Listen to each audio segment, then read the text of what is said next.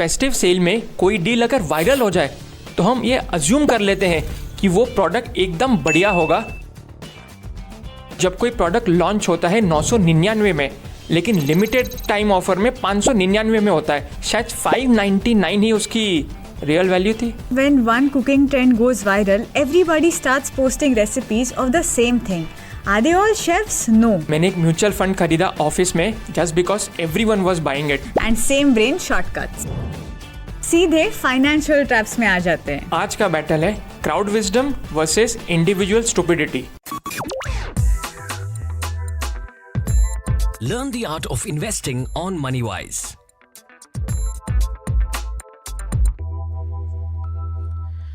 Hi again, I'm Rachita and welcome back to MoneyWise, the show where we help you invest smarter. Last time we looked at recency bias, confirmation bias and loss aversion, the trio that makes you overreact and believe only what you want to and fear losses a bit too much. और दोस्तों, मैं हूँ विराट। हाय। और हमने आपको solutions दिए थे, जैसे पोर्टफोलियो सिर्फ संडे को चेक करिए, पहले नेगेटिव्स पढ़िए और स्टॉप लॉस इन्वेस्टमेंट के पहले डिसाइड करिए। Today's traps, the pressure of the crowd, fake discount numbers, and that dangerous ego boost when you think you have cracked the market. Herding bias, anchoring bias और over confidence बायस। चलिए शुरू करते हैं। अरे रचिता, तुमने कभी नोटिस किया है फेस्टिव सेल में कोई डील अगर वायरल हो जाए तो हम ये अज्यूम कर लेते हैं कि वो प्रोडक्ट एकदम बढ़िया होगा और सोच लेते मनी मन ये मुझे अभी चाहिए। That is so true. Like when a social media post gets one phone trending and then immediately any and every deal about it suddenly feels like the best deal ever when it genuinely isn't. हाँ, और जब कोई product launch होता है 999 में, लेकिन limited time offer में 599 में होता है, तो हम सोचते हैं 400 रुपये बच गए यार, बढ़िया एकदम। पर हमने कभी सोचा है शायद 599 ही उसकी रियल वैल्यू थी। Yeah, I completely understand. I remember this one time when I made a Dalgona coffee when it was trending. It came out fine and suddenly in my head I was thinking of starting a YouTube channel dedicated to cooking. Can you imagine that? चलो सही है Rachita, mutual fund के साथ dalgona coffee भी बेचो। पर पता है, मैंने एक क्विज कॉन्टेस्ट में एंटर किया था जिसमें मुझे 10 में से 8 सही जवाब आए थे। मैं सोचा यार क्या ज़बरदस्त नॉलेज है मेरा, पर एक्चुअली में सोचो तो वो एकदम बेसिक क्वेश्चंस थे। That is actually so relatable, Virat. I remember last month, this one mutual fund was trending and I invested in it instantly without doing any research or anything for that matter, only to realize later that I invested simply because everybody else was investing. So see, these are different situations. And same brain shortcuts. सीधे financial traps में आ जाते हैं। And so today we are diving into 3 biases that make us follow crowds blindly. And in fact we end up getting fooled by irrelevant numbers. We also believe that we are way smarter than we actually are. To note, herding bias is similar to bandwagon effect. But herding focuses on mimicking group behavior for safety, while bandwagon is about joining trends due to social pressure. तो आज का battle है crowd wisdom versus individual stupidity, fake anchors versus real value and confidence versus competence. तो रजिता, चौथा भाग है herding बायस। बचपन में देखा, एक बच्चा अगर आइसक्रीम ले रहा है तो मोहल्ले के सारे बच्चे जमा हो जाते हैं और आइसक्रीम मांगने लग जाते हैं। भूख नहीं लग रही तब भी सबको चाहिए होता है। Oh my god, yes! Like when one person starts clapping in a theater and everybody else follows him. वो प्रेशर हो जाता है ना इस चक्कर में। कॉलेज में देखो, एक कूल बंदे ने अगर ट्रेंडी ग्लासेस पहने हैं तो अगले 1 से 1.5 महीने तक सब लोग वो चश्मा पहनते हैं। कोई ये नहीं सोचता यार ये मुझे सूट कर रहा है, बस everyone is doing it तो मुझे भी करना है। Yeah, it is similar to how when one cooking trend goes viral, everybody starts posting recipes of the same thing. Are they all chefs? No. But FOMO kicks in just like that and everybody follows it blindly. और मैंने एक mutual fund खरीदा office में just because everyone was buying it. मुझे लगा अगर मैं नहीं करूँगा तो I will miss out. FOMO is real. Yeah, it actually happened to me as well last year, where everybody was buying a fund which was supposedly trending, and so I invested in it even without checking if it was meant for me. इसका एक और example है IPO launch. हो जाता है 100 times over subscribe. इतना demand तो profit तो हो ही जाएगा, लेकिन पता है आधे से ज़्यादा लोगों को ये भी नहीं पता कि कंपनी करती क्या है. That is so true, Virat. It is almost like our brains think if so many people are doing it, they must know something that I don't. But everybody is thinking the same damn thing. काफ़ी famous quote है, be fearful when others are greedy. जब सब खरीद रहे हैं, that is the time to be cautious. And in fact, timing is often wrong. By the time everybody knows about an opportunity, you're probably buying at the wrong time. और इसका सबसे simple fix है, जब भी invest करने का मन करे क्योंकि सब ले रहे हैं तो मैं ले रहा हूँ, that is wrong. Ask why is this good for my specific situation. And a practical tip that I would like to add here is, before investing, list down at least 3 reasons that have nothing to do what others are doing. Focus on your goals and not just the crowd behavior. पता है Rajitha, crowds can be wrong, especially at extremes. Independent thinking beats herd mentality. हम लोगों को भीड़ में safety लगता है, लेकिन वेल्थ के लिए जरा सा अलग सोचना पड़ता है ना, नहीं तो सभी अमीर नहीं होते. Fifth bug, anchoring bias. You know when you see a laptop priced at rupees 80,000 and then there is a tag saying 50% off. So your mind immediately calculates and thinks, oh, I'm getting it for 40,000, let me buy it right away. But then you don't even pause to think if it is worth even spending that 40,000 on it. बिल्कुल सही Rachita. Sales person बोलता है ये phone का भाव है 1 लाख रुपए, लेकिन आपको 70,000 में देने को मान जाता है. 70,000 में खुश तो हो जाते हैं, लेकिन ये नहीं सोचते 30,000 का डिस्काउंट कहाँ से आया यार. जॉब इंटरव्यूज की भी तो सेम ही स्टोरी है ना. यू से 8 lakhs as salary expectations, then they offer you 6 lakhs. The other say 12 lakhs and they might settle for 9 lakhs. First number sets the anchor. Investments की अगर देखें तो एक बड़ा कंफ्यूजन होता है म्यूचुअल फंड के एनएवी को लेके. एक 250, एक 25, तो लगता है 250 would be better, but stock price का और एनएवी प्राइस एक जैसे नहीं होते. Exactly. NAV is like the price per slice of a cake. Smaller size doesn't mean it's cheaper or worse.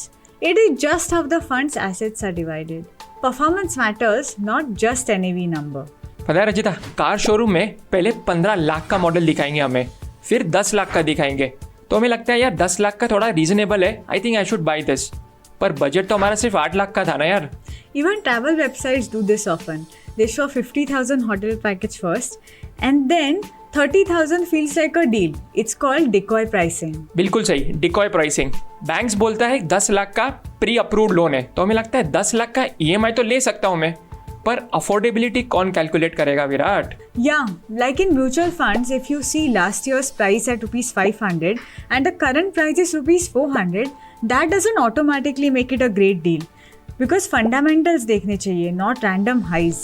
Exactly. इसका सिंपल फिक्स है, इन्वेस्टमेंट डिसीजन से पहले नंबर को इग्नोर करो, actual value, fair price and your budget research करो and then decide if you want to invest. And a practical tip for this. Write your budget before seeing any options. If you open rupees 50,000 for investment, stick to it, no matter what amounts are suggested. Basically खुद के सुनो, बाकी लोगों का मत देखो. So if I got that right, the first number shouldn't control your decision. Your financial goals should anchor your choices, not random numbers. बिल्कुल सही. मार्केट का एंकर नहीं, अपने प्लानिंग का एंकर करो. पहला number ignore, right number choose करिए. छठा बग, ओवर कॉन्फिडेंस बायस. सर्वे में 90% ड्राइवर्स बोलते हैं I am above average driver, पर मैथमेटिकली सिर्फ 50% ही अबव एवरेज हो सकते हैं, है ना Rachita? Lol, literally everyone. Ask, are you a good friend? 95% will say yes. Good at your job? Everyone thinks they are doing a great job. But statistically, not so sure. पता है रचिता, मैंने एक बार online recipe देख के pasta बनाया था और एकदम बढ़िया बन गया. अगले दिन मैंने दोस्तों को बताया I am so good at cooking. एक सक्सेस और सडनली मैं सोचता हूँ कि मैं शेफ बन जाऊंगा. Dude, this happens with dating apps also. One match and you feel you're so attractive. And no match is happening? Damn it. Blame the algorithm. It is the one that is broken. अपना self image बचाना भी तो जरूरी Rachita. Investing में यही reason से लोगों को लॉसेज होते हैं. एक म्यूचुअल फंड पिक सक्सेसफुल हो गया तो हमें लगता है I can predict the markets, पर the first time is always beginners luck. I recently chose a fund that gave around 15% returns last year, while markets gave about 10%. Then I went around telling everyone I'm so good at selecting funds. ये day trading में ना सबसे ज़्यादा over confidence होता है. कुछ successful trades के बाद हमें लगता है कि यार मैं तो मार्केट पैटर्न समझ चुका हूँ मैं. पर पैटर्न्स मोस्टली रैंडम होते हैं, हमेशा पैटर्न में फॉलो नहीं करते. It's like early success makes you think you're smarter than you are. Then you take bigger risks and lose more. As a say little knowledge is a dangerous thing. 2-3 articles पढ़ लो तो हमें लगता है कि हम एक्सपर्ट है, पर हमें याद रखना चाहिए कि ये सिर्फ सरफेस नॉलेज है. We haven't even gone into the depths. Yeah, if I'm not wrong, it's called the Dunning-Kruger effect. The less you know about something, the more confident you feel about it. But two experts are actually humbler because they know what they don't know. और ये बहुत ज़रूरी distinction करना. हमें जो नहीं पता that's okay. Simple fix इसका ये है कि हर सक्सेसफुल इन्वेस्टमेंट के बाद पूछो क्या ये स्किल था या लक था. ऑनेस्ट आंसर से ह्यूमिलिटी आएगी. And a practical tip for this is keep a record of all your investment decisions, wins and losses. Quarterly review तो बनता है boss, and you will realize you are not as smart as you think. पता है Rajita, over confidence का antidote है diversification and everyone must keep this in mind. It's good to be confident but we should stay safe. That is true because markets are inherently unpredictable and your prediction ability is always going to be limited. Confidence is good, but overconfidence, I would be a bit cautious about that. Over confidence is expensive. वाह वाह यार, क्या line बोली है. थोड़ा humble होना बहुत ज़रूरी लाइफ में. तो ओवर कॉन्फिडेंस से friendship cut. Diversification is now your new friend. And with that, 3 more biases conquered. Let's take a quick recap. Problem 4, herding bias. सबसे बेस्ट एग्जाम्पल, माँ बोलती है कि सब कूद रहे हैं तू भी कूदेगा तो आप मत कूदिए प्लीज. इंडिपेंडेंट रिसर्च करिए, क्राउड बिहेवियर को इग्नोर करिए. And problem 5, anchoring bias. First number controls decisions. The solution, decide your budget first and then look at options. और problem 6, over confidence. I am smarter than average. इसका solution, track your decisions, stay humble and diversify. Rachita, homework दे दो. So I think what would be interesting to do this week would be to simply notice when we do things just because others are doing it and when we just forget to pause and think, why is this right for me? Next episode में sunk cost fallacy, mental accounting and hindsight bias. ये psychological tricks है जो आपका brain आपके साथ खेलता है. If you have noticed any of these biases in your daily life, do feel free to comment and let us know. Also share this episode with your friends and get them thinking about the biases that affect their investment decisions. Until next time, until we meet again, bye bye and take care. Mutual fund investments are subject to market risks. Read all scheme-related documents carefully.